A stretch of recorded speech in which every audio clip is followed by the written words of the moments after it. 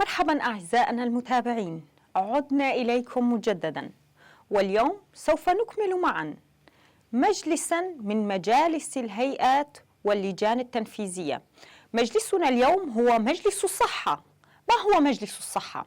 فالمادة رقم 104 من العقد الاجتماعي تنص على مجلس الصحة يتشكل من ممثلي المؤسسات والجمعيات المهتمة بالصحة، وكذلك ممثلي اتحادات الأطباء والصيادلة، أطباء الأسنان، اتحادات المهن الصحية، وممثلي مجالس البيئة والبلديات والاقتصاد، وممثلين عن الكليات والمعاهد المختصة. يقوم بتطوير المشاريع والخطط الاستراتيجية التي تخدم القضايا الصحية للمجتمع، كما يقوم بتطوير المؤسسات ودعم الجهات التي تعمل في هذا المجال، كما يقوم بدور التنسيق بينهم. يعمل وفق مبدأ الصحة تبدأ من الحياة الإيكولوجية وبناء المجتمع الحر.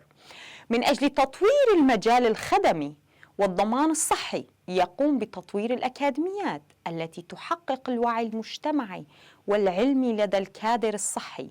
يسعى إلى توفير الخدمات الصحية بشكل مجاني للجميع، يناهض كل أنواع الاستغلال والمتاجرة في المجال الطبي. إلى هنا أعزائنا المتابعين نصل وإياكم إلى ختام فكرتنا لهذا اليوم، على أن نلقاكم مجددا. لا تنسوا متابعتنا. دمتم بخير.